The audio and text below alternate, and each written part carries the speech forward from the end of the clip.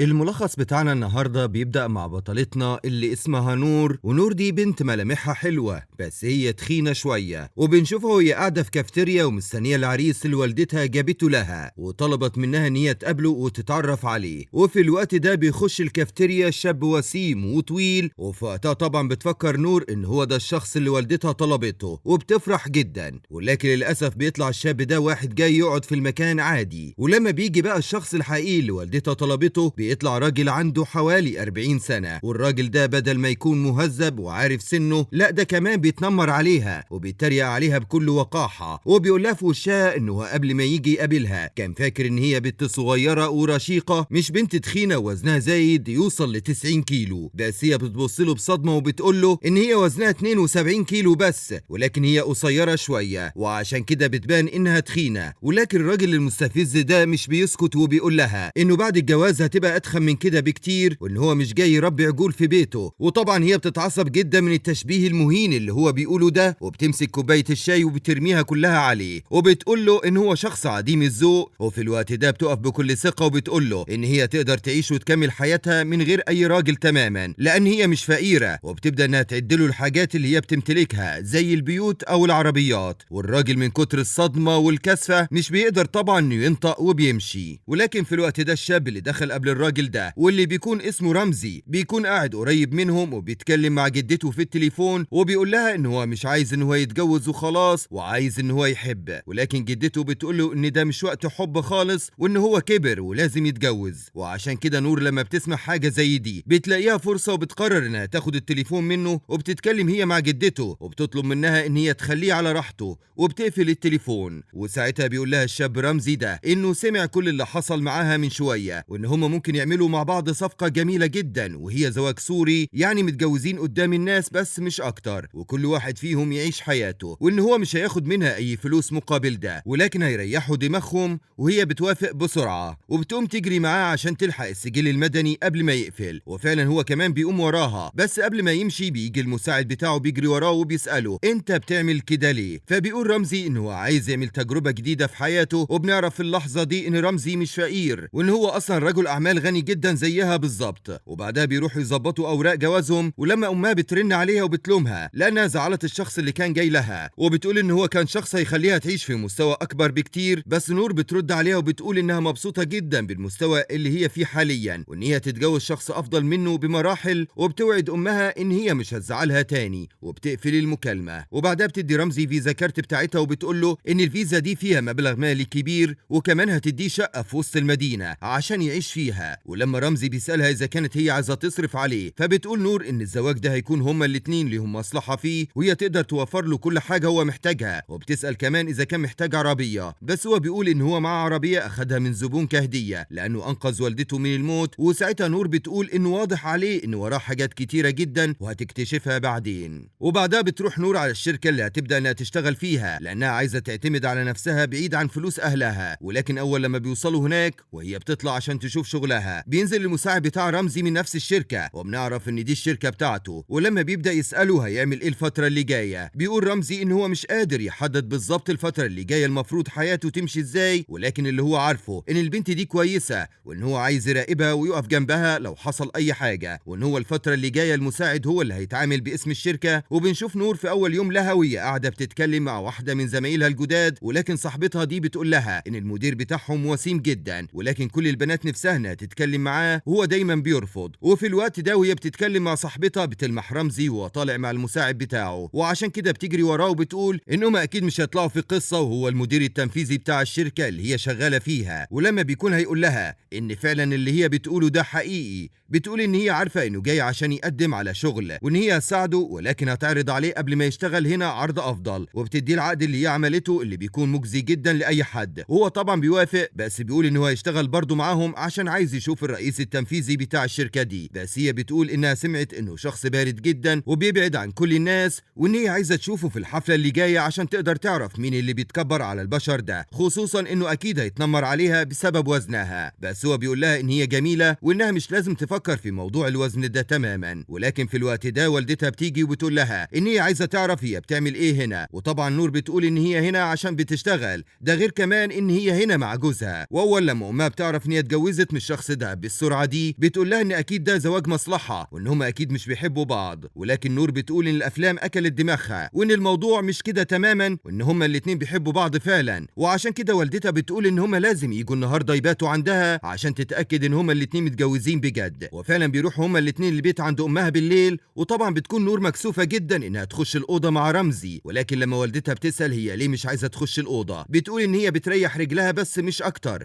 وبتخش الاوضه. ولكن اول لما بتلاقي ان جوزها لسه خارج من الحمام وكان بياخد شاور بتتكسف جدا، وبتقول ان هو لازم يراعي ان هما متجوزين على الورق بس. ولكن اول لما بتتكعبل وهي ماشيه وبتقع في حضنه بتكون عايزه تقول له انه يفضل كده باقي اليوم، بس طبعا بسبب الكسوف بتقوم بسرعه وبتقول ان هو لازم يلبس عشان هي عندها شغل. وبعدها بتروح للمدير بتاعها في الاسم اللي بيكون محتاجها وبيقول لها ان هو عايز النهارده ياخدها معاه للعشاء لان في عميل طلبها بالاسم ان هي تكون موجوده، وان المشروع ده هو واحد من اهم المشاريع بتاعتهم وان هي لازم تركز معاه عشان تقدر انها تعمل شغل كويس. وبيطلب منها انها تلبس لبس كويس النهارده عشان يروحوا يشوفوا الزبون ده. وفعلا بيروحوا ولكنه بيطلع نفس الشخص اللي هي رفضته في البدايه، واول لما بيشوفها بيقول لها ان الدنيا صغيره جدا وبتكون عايزه تمشي، ولكن المدير بيقول لها ان حياتها الشخصيه حاجه والشغل حاجه وان هي لازم تاكد المشروع مع الراجل ده. ولكن طبعا هي مش بتكون عارفه تعمل ده ازاي، وعشان كده بتبدا انها تتكلم مع الشخص ده بكل احترام عشان خاطر يوافق على شغلها، ولكنه بيجبرها انها تشرب الويسكي اللي هو جايبه عشان خاطر يوافق على المشروع. وطبعا بعد كذا كوبايه بيبدا ان هو يرخم عليها وبيكون عايز انها تشرب بالعافيه، وبيقول انه ممكن يساعدها في الشغل ولكن بشرط انها تتجوزه. وطبعا لما بتطلب المساعده من المدير بيقول انه استحاله يزعل العميل وان هي ممكن تتصرف معاه بمعرفتها، وبيسيب الاوضه وبيمشي. ولكن رمزي بيجي في الوقت ده وبيضرب الشخص عديم الاحترام وبيقول ان هو من النهارده هيبقى واحد مفلس، والحراس بتوع رمزي بيطردوا الراجل ده بره المكان. وطبعا لما بيرجع رمزي مراته نور على البيت بتكون تعبانه ونايمه، وعشان كده هو كمان بينام جنبها. ولما بتصحى من الاغماء اللي هي كانت فيه بتتكسف جدا ان هو نايم جنبها، وبتقول لنفسها ان هي كمان لازم تكون مصحصحه اكتر من كده. بس طبعا لما هو بيصحى بتشكره وبتقول ان هي من غيره عمرها ما كانت هتقدر تهرب من الموقف ده. وطبعا بيقول لها ان اللي هو عمله ده مجرد واجب وان هي لازم تتعود على كده لانه دايما هيفضل معاها. ولما بتروح الشغل بتلاقي ان كل البنات بتضحك عليها ومش بتكون فاهمه هم بيضحكوا عليها ليه، ولكن بتكتشف ليه اول لما بيجي المدير وبيرمي في وشها شويه صور وبتبدا انها تتفرج عليهم، وبتكون صور مزيفه لها مع الشخص اللي كان معاها امبارح. وبنعرف ان هو عمل كده عشان خاطر هي بوظت كل حاجه. ولما بتبدا انها تفضح المدير وبتقول ان هو اللي خلاها تروح هناك اصلا وخدعها، هو عارف ان الشخص ده نيته مش كويسه. ولكن المدير بيبدا يتكلم عنها باسلوب مش كويس خالص وبيقول ان هي تخينه ومش حلوه وان هي شايفه نفسها على الفاضي واكيد مش واحده زيها اللي هم يحاولوا يوقعوها. وبيقول المدير ان هو اصلا مش عارف امبارح بالليل هي باتت فين ولا هي على علاقه بمين، ولكن بتقول ان هي تقول هي على علاقه بمين وبتحاول تتصل بجوزها. ولكن بيمسك من ايدها التليفون وبيقول ان اي شخص هي هتجيبه استحاله ان هو يقدر يقنعه ان هم ممكن يتصلوا دلوقتي بالشرطه ويبلغوا عنها انها بتسوق سمعه المكان، او ممكن انها تشيل من عليها ثوب الفضيله وتقدر انها تشتغل معاهم زي ما هي عايزه. وطبعا لازم بعد ما تعمل ده تروح تعتذر كمان من المستثمر بتاعهم لان هي زعلته. ولما بترفض تعمل حاجه زي دي بيطلب البنات ان هم يمسكوها وبيكون عايز ان هو يصورها فيديو بتعتذر فيه بالغصب. ولكن رمزي بيوصل في الوقت ده وبيطلب منهم يوقفوا اللي هم بيعملوه وبيبعد المدير عنها، ولكن المدير مش بيكون عارف مين هو الرئيس التنفيذي بتاع الشركه، وعشان كده مش بيكون قادر يحدد هل هو ده ولا لا. ولكن بيبدا ان هو يفتكر ان هو شافه امبارح في مكتب الرئيس التنفيذي فعلا، وبيبدا ان هو يتعامل بلطف جدا مع رمزي وبيقول ان هو بس كان بيحاول ان هو يوصل صوره كويسه عن شركتهم للمستثمرين. بس رمزي بيقول ان دي مش طريقه للتعامل مع البنات، ولكن الراجل بيقول ان نور هي اللي بدات، بس نور بتكذبه وبتقول ان دي مش الحقيقه وان هي كانت بتتكلم بكل ذوق، ولكن هو اللي قليل الذوق جدا. وساعتها المدير بيقول ان هو حاسس ان في لعبه بتحصل عليه، وعشان كده بيندى على الحراس يطردوا رمزي ونور، ولكن الحراس بيفضلوا واقفين في مكانهم مش بيتحركوا لحد لما رمزي بيطلب منهم ان هم يمسكوا المدير، وفعلا بيمسكوه. وعشان كده مش بيكون فاهم هم بيسمعوا كلامه ليه. وساعتها بيرن رمزي على السكرتيره بتاعته وبيطلب منها كل الصلاحيات اللي عند مدير التصميم، وبيقول لهم ان هو المدير التنفيذي للشركه دي وان نور هي مراته. ولما بتسال هو ليه خبى عنها حاجه زي كده بيقول ان هو بس كان عايزها تخرج من الضغط لانه عارف ان الموضوع ده هيكون كبير جدا عليها. وطبعا لما بتاخد ثقه بتقول نور ان الاتنين اللي اتنمروا عليها هما المدير وصديقتها باري، وعشان كده بيقول ان ولا واحد في الاتنين هيفضل هنا في الشركه يوم واحد بعد النهارده. وبعدها بتروح معاه المكتب وبتقول انها زعلانه ان هي عرفت بالصدفه ان هو الرئيس التنفيذي، بس هي برضه في نفس الوقت بتكون مبسوطه ان هو قدر يصارحها. ولكن هم قاعدين بتيجي بنت اسمها يارا، ودي بتكون خطيبته من زمان، ولكن هو عمره ما كان بيحبها، وعيلته هم اللي كانوا بيظبطوا دايما خطوبتهم. وعشان كده نور بتطلع بره عشان تسيبهم يتكلموا، لانها مش بتكون حابه انها تضغط عليه، خصوصا انها دخلت حياته فجأة. وساعتها بتبدأ يارا تقرب منه وبتقول ان هو لازم يعرف قد ايه هي بتحبه، وان هي عمرها ما كانت لحد غيره، بس هو بيبعدها عنه وبيقول لها ان هو عمره ما كان بيحبها، وان هي برضه لازم تفهم حاجه زي دي، وانه دلوقتي راجل متجوز، وان اللي هي بتعمله ده غلط. وبيرجع البيت،